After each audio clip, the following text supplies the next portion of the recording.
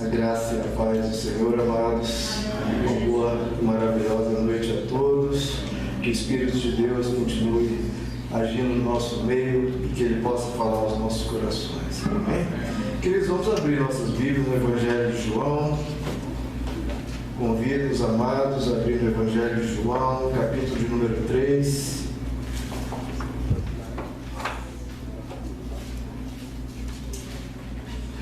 Evangelho de João, capítulo de número 3. Essa é a terceira mensagem que nós ministramos aqui aos irmãos nesse trecho belíssimo. O encontro de Jesus com uma das principais lideranças religiosas de Israel da época. João capítulo 3, vamos a partir do verso 1, onde se lê: havia um fariseu chamado Nicodemos, uma autoridade entre os judeus. Ele veio a Jesus, detalhe, à noite, e disse: Mestre, sabemos que ensinas da parte de Deus, pois ninguém pode realizar os sinais milagrosos que estás fazendo se Deus não estiver com ele. Em resposta, Jesus declarou: digo-lhe a verdade, ninguém pode ver o reino de Deus se não nascer de novo. Perguntou Nicodemos: como alguém pode nascer sendo velho? É claro que não pode entrar pela segunda vez no ventre de sua mãe e renascer. Respondeu Jesus: digo-lhe a verdade, ninguém pode entrar no reino de Deus se não nascer da água e do Espírito. O que nasce da carne é carne, o que nasce do Espírito é Espírito. Não se surpreenda pelo fato de eu ter dito: é necessário que vocês nasçam de novo. O vento sopra onde quer, você o escuta, mas não pode dizer de onde vem nem para onde vai. Assim acontece com todos os nascidos do Espírito. Perguntou Nicodemos: como pode ser isso? Disse Jesus: você é mestre em Israel e não entende essas coisas? Amém, meus amados? Amém. Vamos orar. Senhor Jesus, o eco da tua mensagem, da tua palavra continua ecoando nos corações. Só de lermos tua mensagem a gente vê a profundidade, a grandeza do ensino que vem do alto. Pedimos que o Senhor possa nos revelar, querido Deus, o que nós precisamos aprender, como precisamos crescer, como precisamos amadurecer. Que o Senhor possa realizar a tua boa obra. Mestres não entendiam a grandeza e a profundidade do que o Senhor ensinava, mas nós, pequeninos do teu rebanho, queremos ouvir as palavras dos teus lábios e entender, compreender e deixar o teu Espírito produzir em nós a boa obra da tua vontade. Pedimos, Senhor, realiza isso nessa noite. Nós te pedimos em nome de Jesus. Amém. Pode se aceitar, queridos.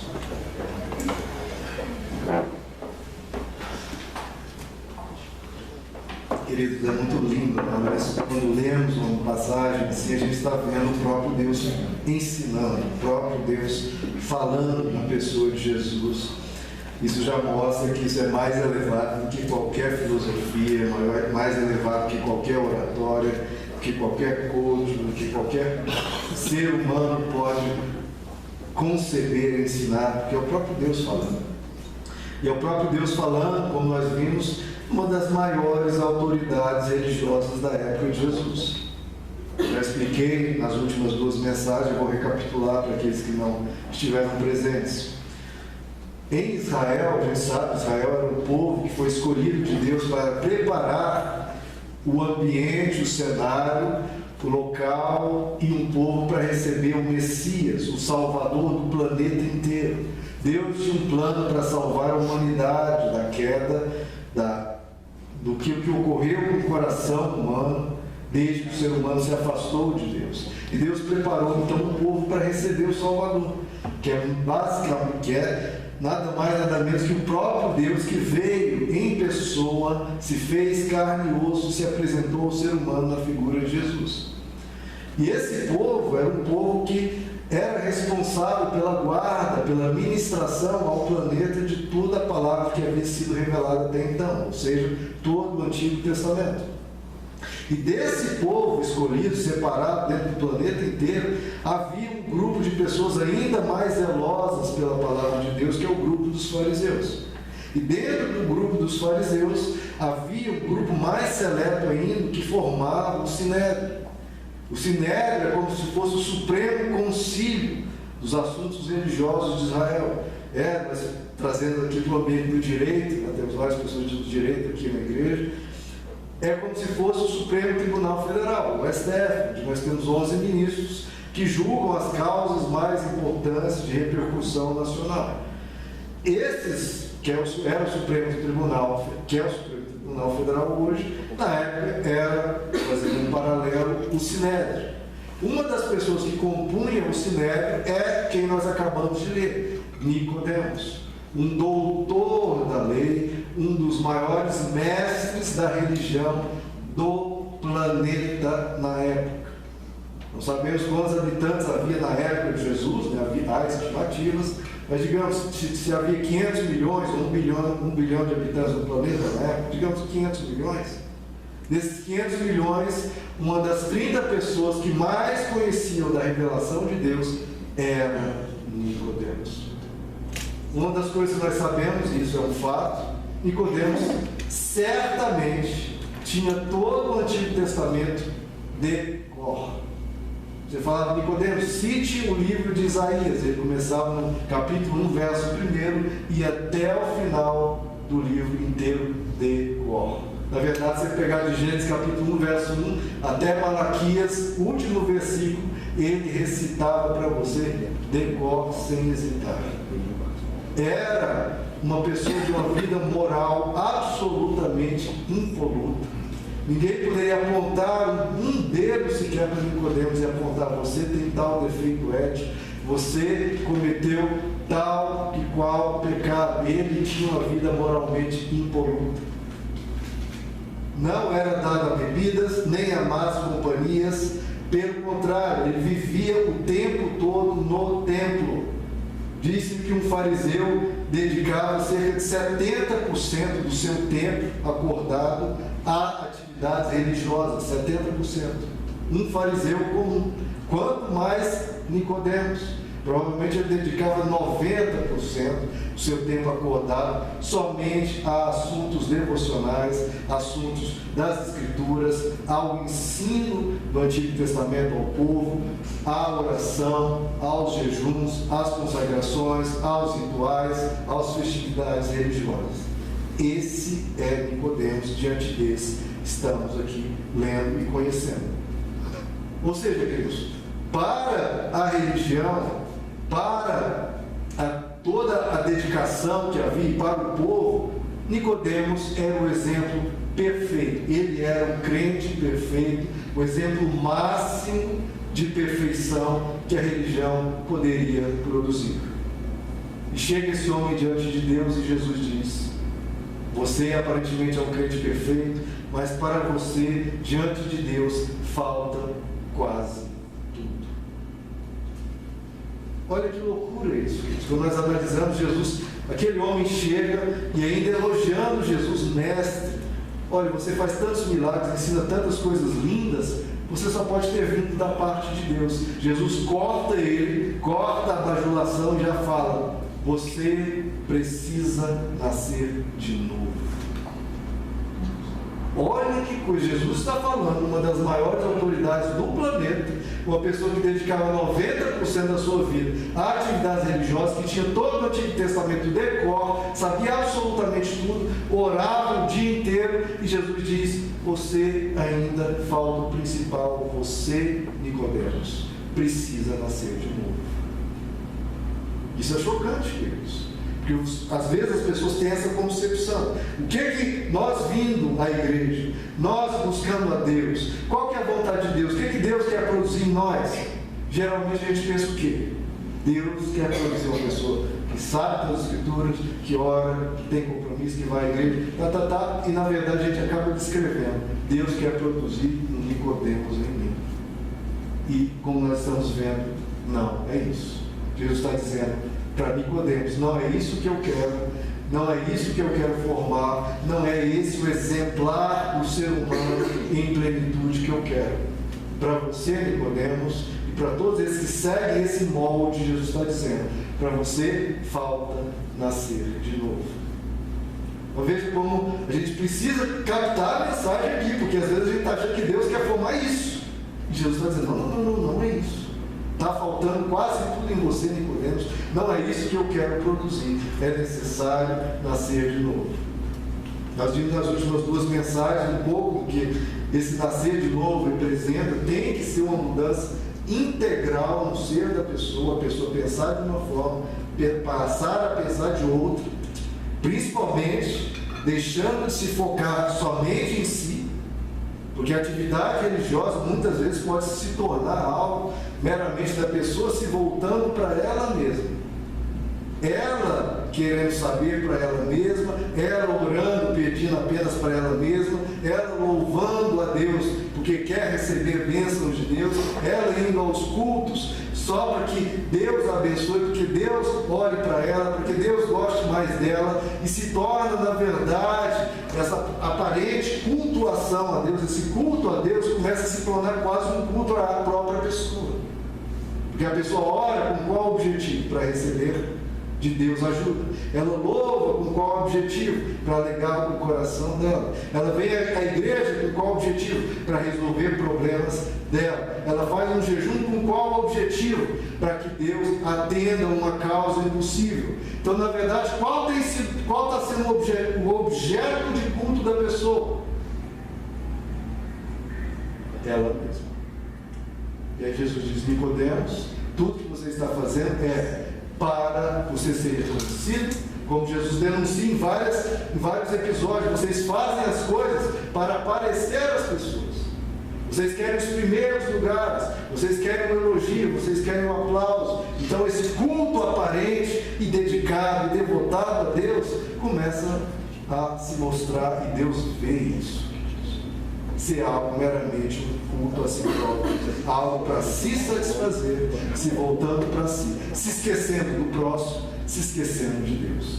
É por isso, quando Jesus se deparava com alguns desses, e alguns desses fariseus que tinham o Antigo Testamento de qual oravam, iam ao templo, faziam tantas e tantas coisas, um desses perguntou para Jesus, mestre, o que eu faço para herdar a vida eterna?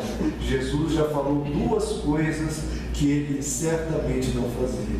Você precisa amar ao próximo como a ti mesmo, e você precisa amar a Deus, não usando Deus para Deus te servir, mas você servir a Deus, você amar a Deus. Ou seja, você precisa nascer de novo. Você precisa quebrar isso que ocorreu com a queda, o ser humano esquecendo de tudo e vivendo em torno de si mesmo, se satisfazendo, pensando apenas em si e se esquecendo do próximo, e em vez de cultuar Deus pelo quem Deus é, somente usando Deus para como alguém que deve responder, que deve realizar coisas, que deve abençoar, mas não é esse culto de coração a Deus. Mas, queridos, comentamos um pouco disso que eu acabei de mencionar nas últimas mensagens. Então, eu comentei nas últimas mensagens o que a Nicodemos faltava. Esse coração quebrantado, esse coração de amor pelo outro, por Deus. Agora, além de coisas que faltavam a Nicodemos e aos demais fariseus e a muitos judeus e a muitos de nós, havia coisas que estavam sobrando. Não havia coisas que faltavam e precisavam ser completadas, e havia coisas que havia em Nicodemos e que Deus não queria e precisava ser tirado. Não havia coisas que precisavam ser completadas porque faltavam, e havia coisas que estavam ali e Deus não desejava e tinham que ser tiradas. Então essa é a pergunta que não quer calar. Por que Nicodemos, que fazia tantas e tantas coisas para Deus, por que ele precisava nascer de novo? O que ele tinha que Deus olhava e não se agradava? A vida dele era orar, a vida dele era jejuar, a vida dele era ensinar as Escrituras. Nem era conhecer as Escrituras, porque já conhecia, era ensinar.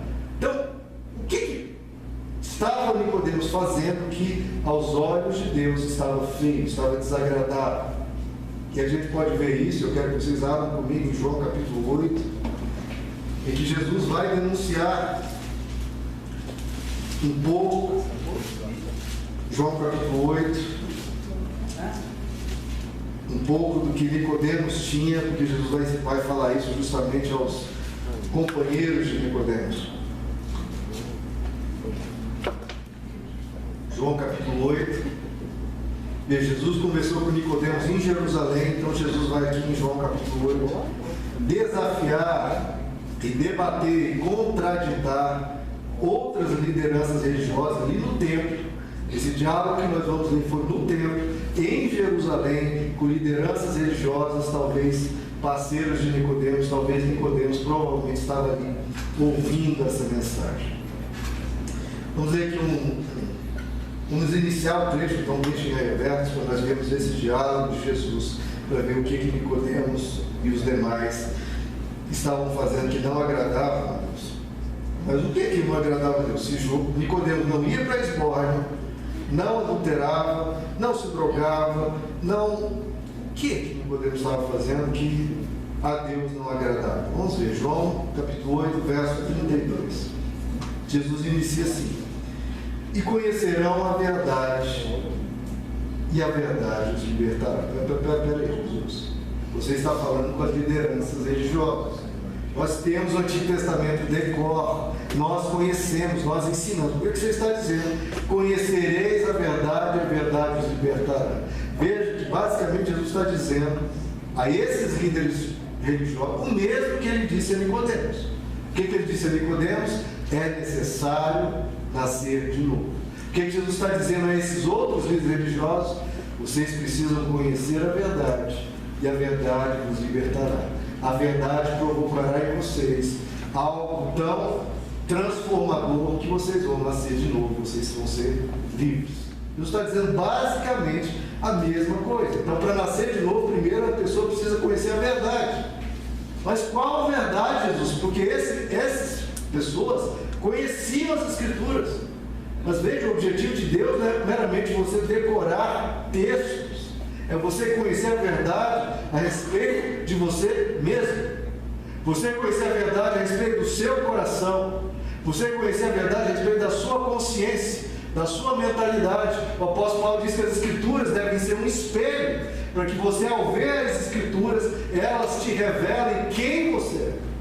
E como você está se portando, como você está tratando a vida, está tratando o próximo. As Escrituras têm que ser um espelho, não para você decorar textos, para ir falar para os outros, para você ver os textos e se analisar a partir deles, e se corrigir, e se transformar, e nascer de novo, a partir dessa semente de vida que tem que produzir frutos dentro. Amém. Não algo mental, não algo teórico. Produzir frutos dentro. Transformar por dentro, nascer de novo. Amém. Então Jesus vai continuar e vai começar a mostrar os problemas dessas pessoas tão devotas, tão fervorosas, tão presentes aos cultos, o que estava faltando, o que estava ruim na vida deles. Vamos ver no verso 33 em que Jesus vai continuar.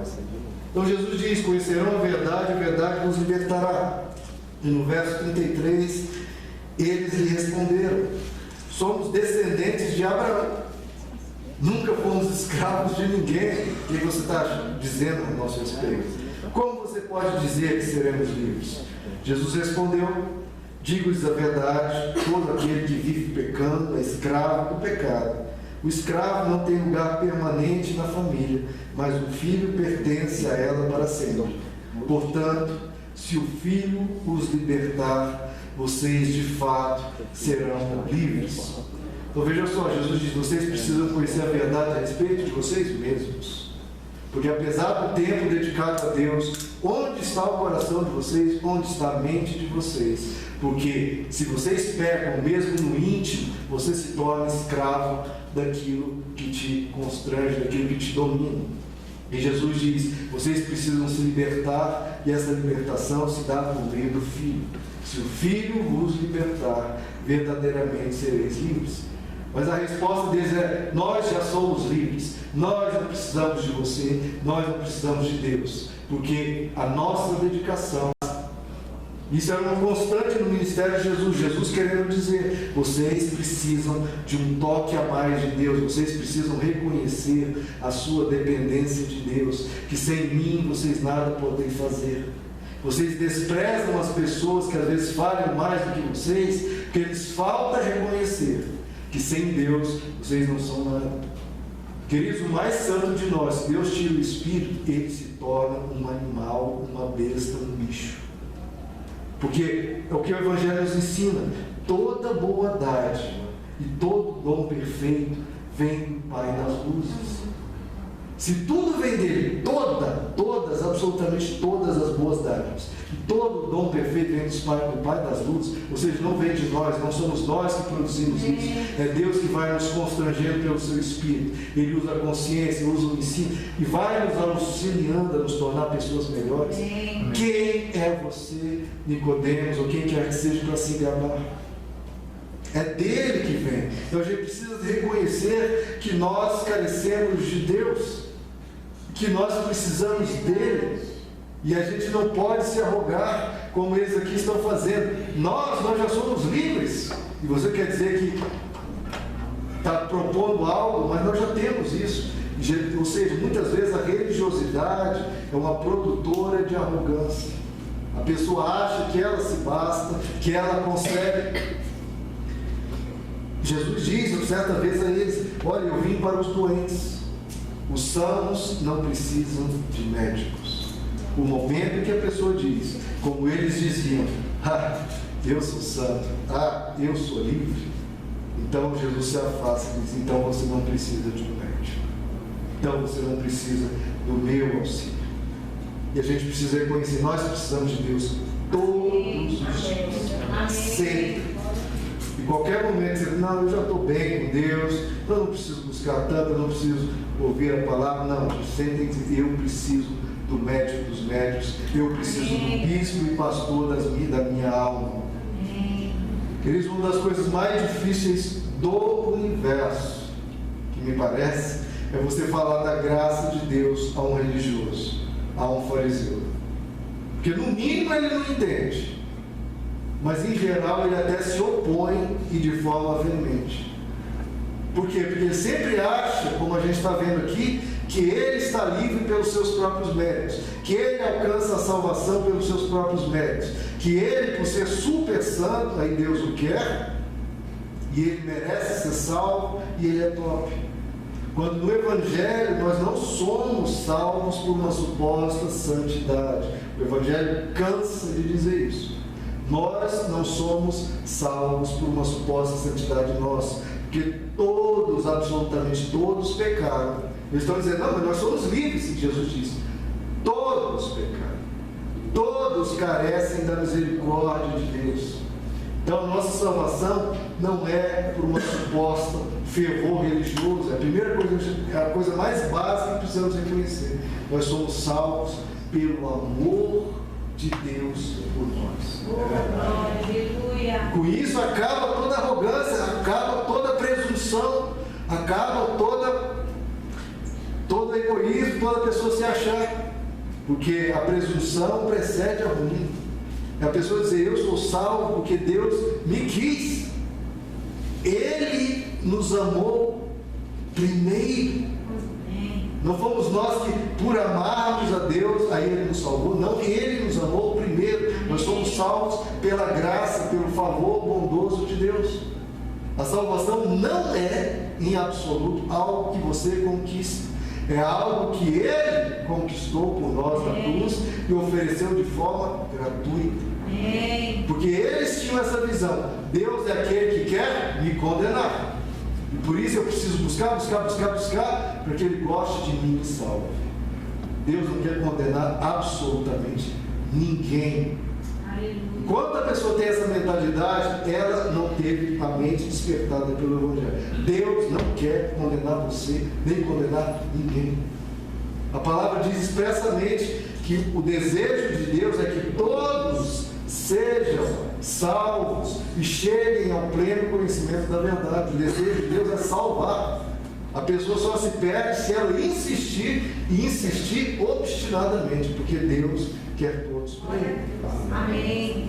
E lembrar, como de novo o Evangelho fala e repete: Nicodemos não entendia, os fariseus não entendiam, e como é difícil entrar nisso. A salvação é pela graça. E o texto lá de Efésios diz: a salvação não vem de obras, é dom de Deus, para que ninguém se glorie. Então a salvação, você vai ser salvo pelo quê? Pelo algo que você fez? Não, já está escrito. Não vem de obra nenhuma que você faça. A salvação não vem de obras, mas é o quê? É dom de Deus. É presente de Deus ao ser humano. E ele diz, para que ninguém se glorie. Por que Deus fez a salvação dessa forma? Para que ninguém se glorie. Então, eu, pastor Romo, Nicodemos ou qualquer fariseu não pode se gloriar. Eu sou o máximo.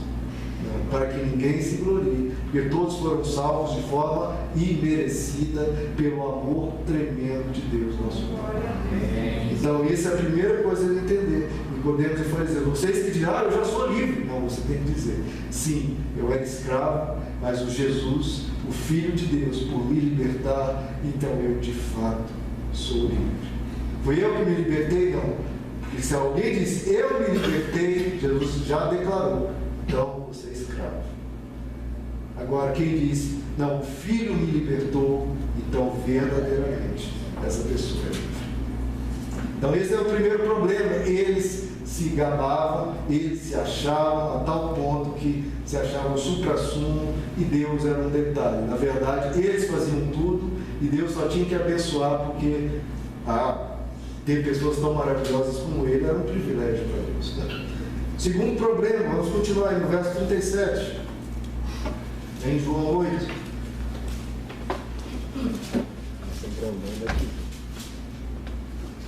Jesus então continua, porque se gabaram de serem filhos de Abraão, né?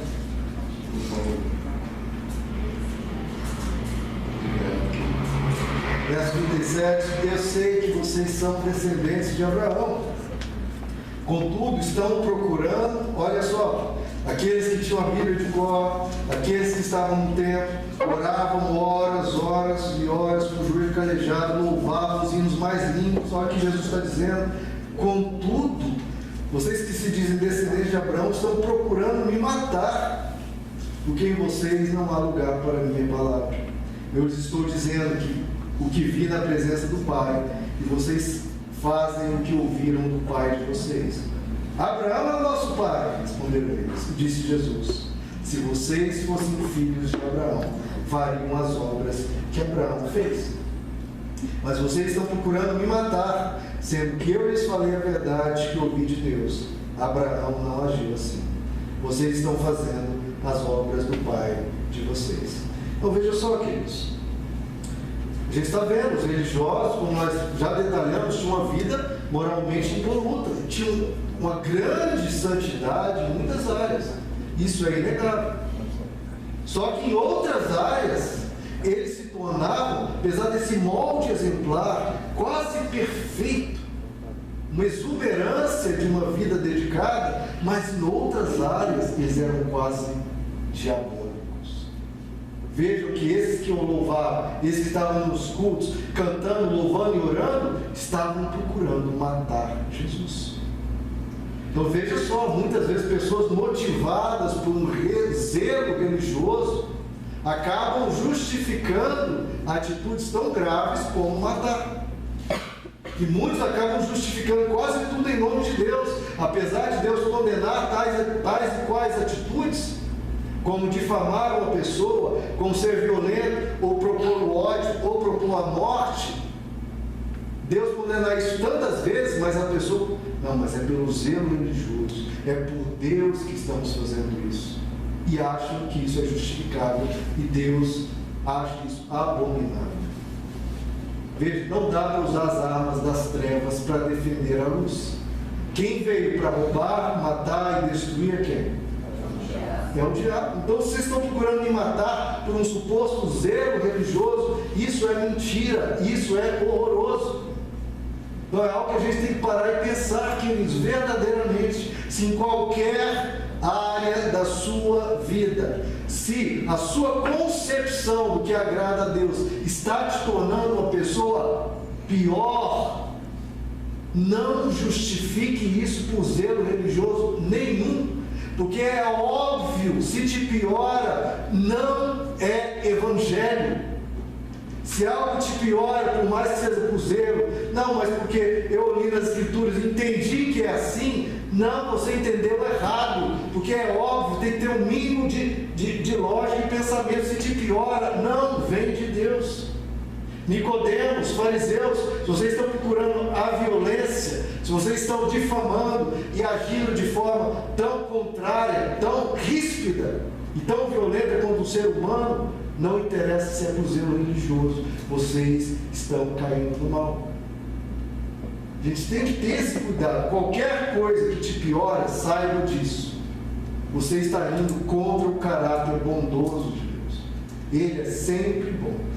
Então não cabe a nós fazer qualquer coisa ruim. Não cabe. Qualquer interpretação que você, não, mas eu li isso aqui e parece que eu tenho que agir dessa forma ríspida, violenta e ruim. Não, você acabou de interpretar de forma equivocada.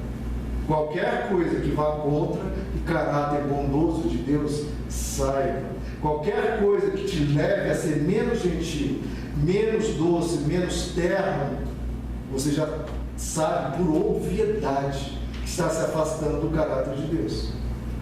Então, nascer de novo, queridos, é tirar o coração de pedra que tanto a religião tinha colocado neles. Um coração insensível, um coração seco, um coração bruto para as necessidades do outro. E o nascer de novo é trazer um coração novamente, cheio de compaixão, cheio de misericórdia, cheio de cuidado, cheio de empatia para os outros. Aí sim, quando Deus vê essa pessoa doce, afável e amável, aí Deus vê uma pessoa segundo o coração dele. Agora, se vê uma pessoa dura, uma pessoa bruta, uma pessoa insensível, pode estar cheia de zelo, pode estar cheia de orações, é necessário nascer de novo. É necessário nascer de novo. Vocês sabem de onde surgiu essa expressão, coração de pedra? Alguém sabe? Essa é antiga. É lá do Egito antigo. Provavelmente ali do tempo de Moisés ou até mesmo anterior. Como funcionava isso? Os egípcios criam que quando eles iam para o pós-morte, os deuses deles iam perguntar ao coração da pessoa o que ela tinha feito de errado. Na mente dos egípcios, o coração ficava guardado, era ali um HD, era um backup que ficava armazenado todas as memórias, tudo que a pessoa fez de errado. Então os deuses iam perguntar ao coração daquela pessoa o que ela fez de errado. Qual que era a artimanha? Porque os faraós faziam muitas coisas erradas e eles não queriam ser condenados pelos deuses. Então o que os magos lá conceberam? Não, olha, faraó, vamos fazer o seguinte: quando a gente mumificar e te sepultar, a gente vai tirar o seu coração de carne e colocar ali um escaravelho de pedra. Escaravelho é aquele parecendo um besouro, né? De pedra, com várias inscrições dizendo coisas maravilhosas a seu respeito, com palavras lindas das nossas escrituras, para que os deuses, ao pegar aquele coração falso, eles vejam e leiam e falam: olha, não, o coração dele só está dizendo coisas boas. Então era a maneira que eles criaram, os faraós criaram de driblar, enganar os deuses. Então, daí veio surgiu essa expressão: não, esse faraó, essa pessoa tem um coração de pedra. Ou seja, ela pode fazer o que for. Pode matar, pode tratar mal, pode ser grosseiro, pode não importar com ninguém, pode não estar nem aí para ninguém. Porque ele tem um coração de pedra, ele já tem um jeito de escapar, ele já tem um jeito de driblar. Então, para o coração da pessoa não acusá-la, eles usavam essa estratégia. Daí surgiu a expressão: essa pessoa tem um coração de pedra, ou seja, não está nem aí.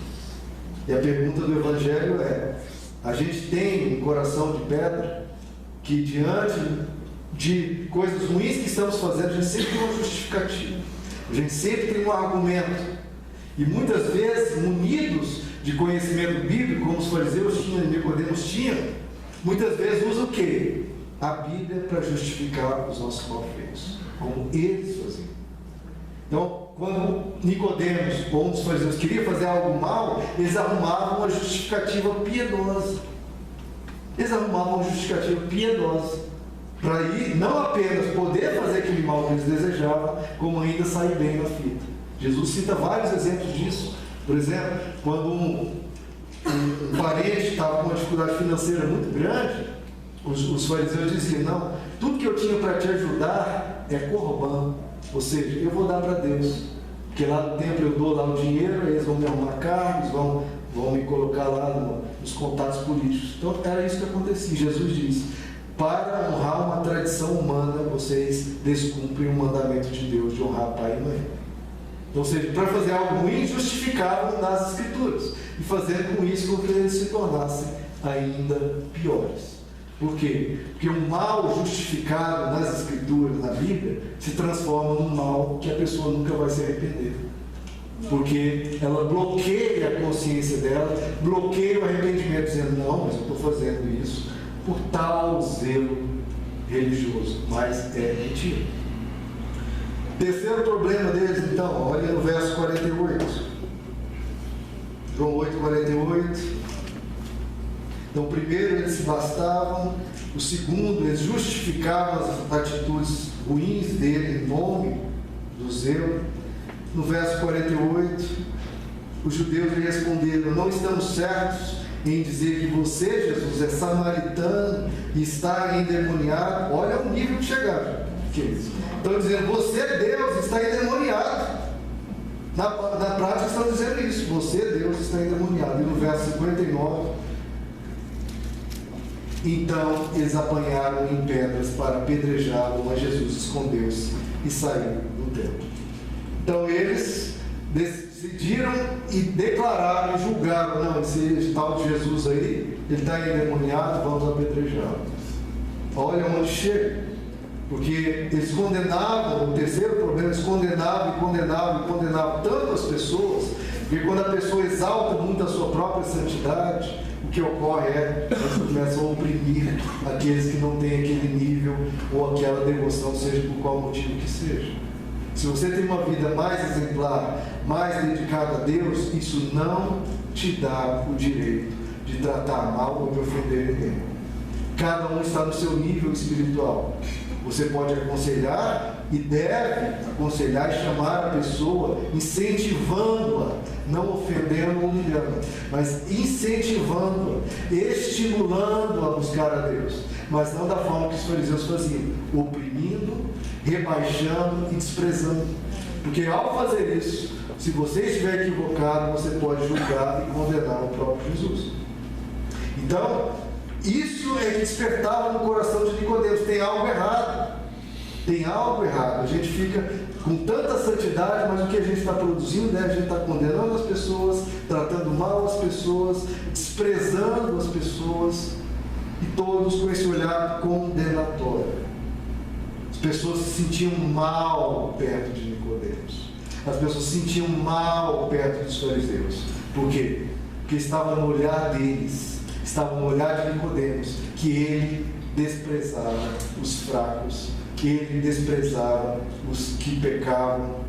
E um olhar que despreza não vai atrair ninguém para a verdade. Ou seja, às vezes uma pessoa em pecado, uma pessoa que está pisando na bola, desagradando a Deus, às vezes ela até a consciência está tocando o coração dela, e ela está: meu Deus, eu preciso mudar de vida. E chega até um Nicodemos, e ela vê aquele olhar de desprezo, vê aquela já vindo rebaixando ela e ofendendo, tratando mal, e aquela pessoa que queria se arrepender acaba sendo bloqueada. Por isso Jesus disse: vocês, fariseus, não entram no reino de Deus, e bloqueiam a entrada para quem desejava entrar. Olha como isso é sério. Pelo olhar. Se nós não tivermos um olhar de compaixão, um olhar meio para aquele que é pecador, porque se a gente não tiver um olhar cheio de tolerância, de paciência e de: meu irmão, eu vou te ajudar, conte comigo, sem tratar mal, não, meu irmão, eu sei a sua dificuldade, vamos caminhar junto, é uma deficiência sua, eu já tive as minhas, a gente vai caminhando, o Espírito Santo vai trabalhando, vamos juntos, sem tratar com culpa, sem desmoralizar a pessoa, porque meu irmão, leve e bonito. Lá em Romanos 8, o apóstolo Paulo diz: quem intentará acusação contra os escolhidos de Deus, é Deus que os justifica. Amém. Quem os condenará é Cristo, que morreu e intercede por nós. Aleluia. Então você, nas suas fraquezas e falhas, você não tem que sentir culpa, tem que saber que quem vai te acusar? Se é Deus que te justifica. Se você tem um coração que deseja melhorar, Deus vai te ajudar nisso, não precisa se sentir culpado, porque Deus já te justificou. Quem te condenará? Cristo morreu por nós, intercede. Amém. É que em Romanos 8 o apóstolo Paulo fala de forma tão linda. Portanto, agora já não há mais condenação para os que estão em Cristo Jesus, porque por meio de Cristo Jesus, a lei do Espírito da vida, me libertou da lei do pecado e da morte. Amém. Por isso, nós não recebemos um Espírito que nos escravize novamente para temer, mas recebemos o Espírito que nos adota como filhos, pelo qual chamamos Abba Pai. Então, o espírito da religião é um espírito que te escraviza para você temer. Você ter medo de Deus, ter medo de inferno, ter medo disso, ter medo daquilo. Mas o apóstolo fala, não, você não receber o espírito para te escravizar sobre o medo, mas receber um espírito que te traz para a família de Deus. E você agora fala com teu Pai. Amém. Não como um Deus irritado lá que quer te castigar, mas um Pai amoroso que vai te ajudar nos seus dilemas, nas suas dificuldades. Amém. Esse é o Evangelho, queridos. Aleluia. Esse é o Evangelho. Glória a Jesus. Por fim, eu queria falar algo, que eu tenho lá os vídeos no YouTube, né? Uma pessoa comentando, até como conversei com ele no YouTube ali, respondi para ele, ele entendeu a mensagem. Tem em João 8, um dos trechos que Jesus fala do diabo, uma pessoa respondeu, até peguei o trecho que uma pessoa escreveu no comentário do YouTube. O diabo é desgraçado, maldito, pai da mentira. Aí o outro falou, o diabo é miserável, o diabo é desgraçado. Se eu fosse um anjo, eu mandava ele para o inferno.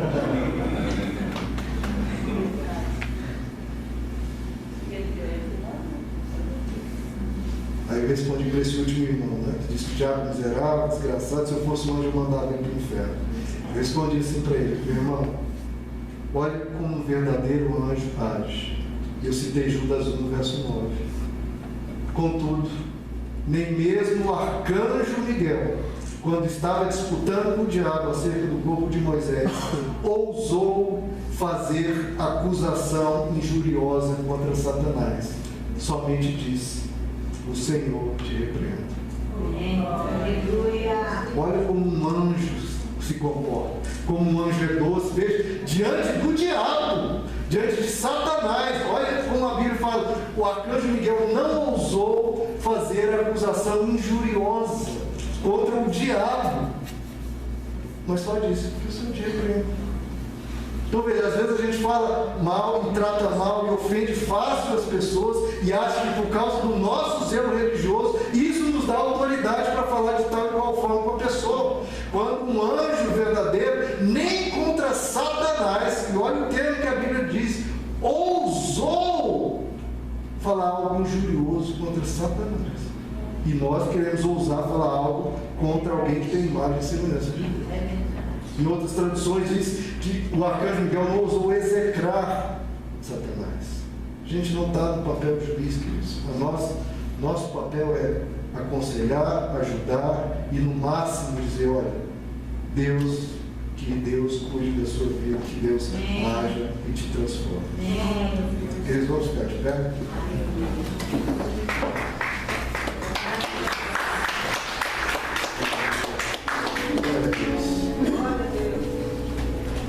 Então, a gente vê todo o Evangelho, Jesus pegando a falsa religiosidade, que às vezes transforma a pessoa numa pessoa arrogante, que acha que ela que está fazendo a coisa. Jesus ensina, não, toda bondade, todo bom perfeito vem do Pai das mãos. Você precisa de Deus, você precisa reconhecer que a bondade que está sendo produzida no seu coração não é do seu próprio mérito, é Deus que está te ajudando. Porque se Deus se afastar um pouquinho, desanda tudo. É verdade. Que a gente nunca pode usar as escrituras ou o zelo religioso para tratar mal ninguém, nem julgar ninguém, nem tratar mal ninguém. Porque se a gente fizer isso, Jesus vai dizer, você precisa nascer de novo. Fico feliz com a sua oração. Fico feliz com o seu louvor. Fico feliz com a sua dedicação. Mas se fora disso, você está tratando mal as pessoas, se tornando uma pessoa arrogante e soberba, e usando Deus para pisar ou desprezar as pessoas, isso está endiabrando o seu coração. E o nosso coração, queridos, como eu falei, não pode ter um escaravelho de pedra, não pode ser um coração de pedra, que a gente justifica as nossas más atitudes porque conhece trechos bonitos das Escrituras. Isso não justifica a gente tratar mal o Senhor. Esse coração de pedra, queridos, é o que Deus quer tirar de nós. Quer tirar do nosso coração que a gente nasce de novo. Interessante que o próprio Deus diz lá em Ezequiel capítulo 36 e cita essa questão do coração de pedra. Quando o próprio Deus diz: eu aspergirei água pura sobre vocês, vocês ficarão puros.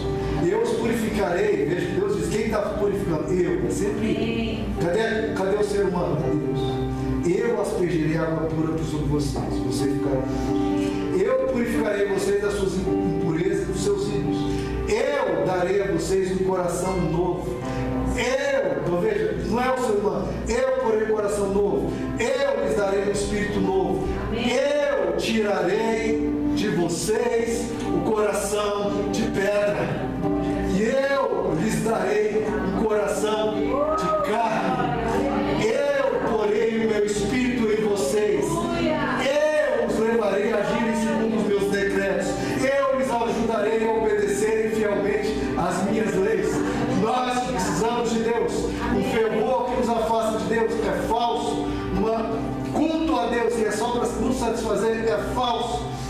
Que a gente reconheça a nossa dependência de Deus.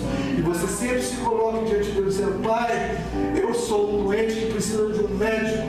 Eu careço da tua misericórdia. Eu careço que você me ensine. Eu careço que você renove a minha alma. Eu careço que você transborde em mim o seu espírito. Eu quero não ser uma pessoa nem fria nem morna. Eu quero ser uma pessoa cheia de Deus. Amém. Age, Senhor, sobre nós.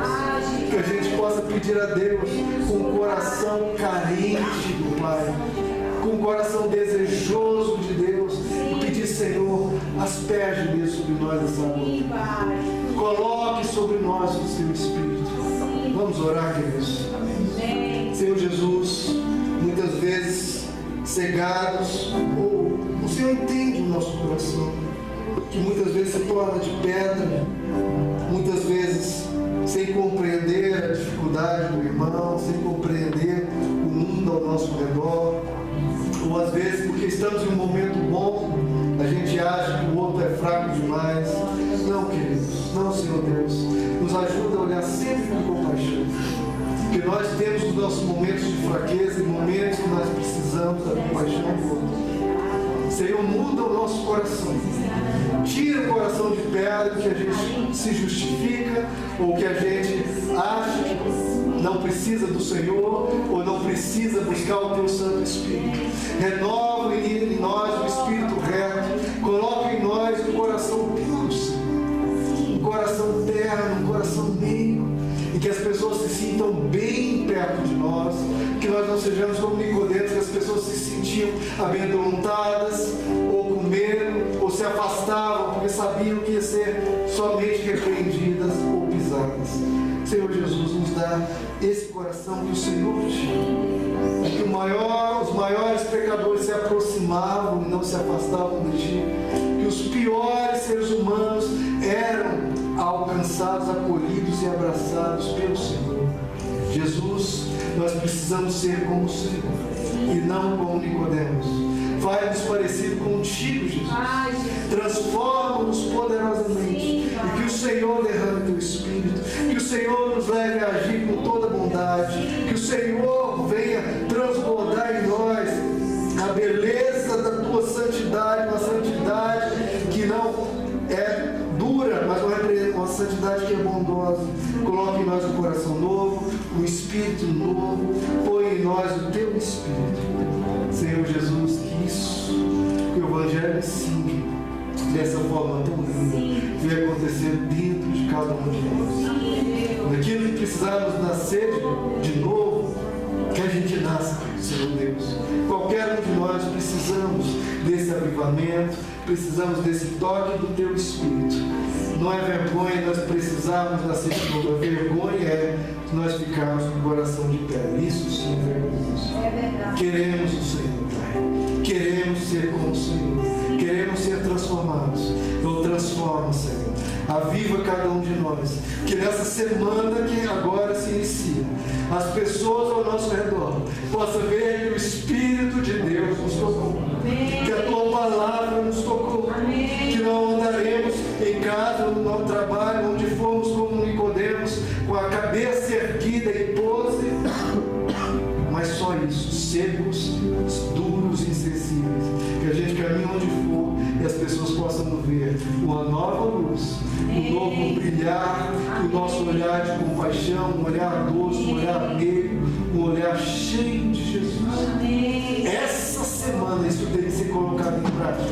Essa semana é agora, é já, é Espírito de Deus movendo.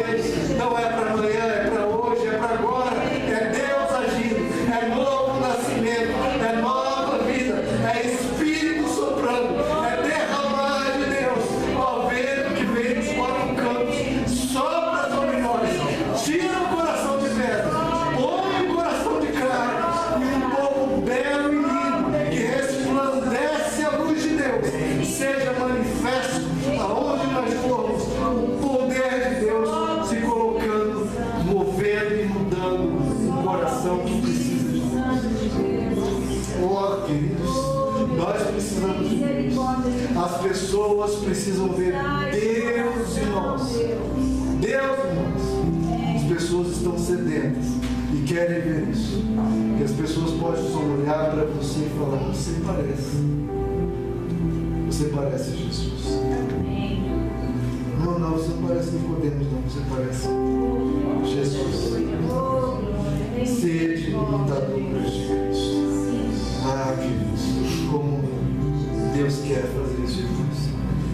Aquele verso tão e tão repetido: todas as coisas cooperam para o bem daqueles que amam a Deus. Esse verso é lindo. Todas as coisas cooperam para o bem daqueles que amam a Deus. Mas o trecho mais bonito que eles para mim é o que logo continua. Todas as coisas cooperam para o bem daqueles que amam a Deus, para que sejam transformados conforme a imagem do seu Filho. Então as coisas que estão cooperando para o seu bem é para quê? Para que as coisas venham e aconteçam com um objetivo claro e único: transformados conforme a imagem do Filho de Deus. Aquilo que ocorreu lá no Éden, perdemos, houve essa rachadura, nossa imagem e semelhança de Deus. O Espírito vem e começa a reconstruir. Ele começa a se mover espiritual de nascer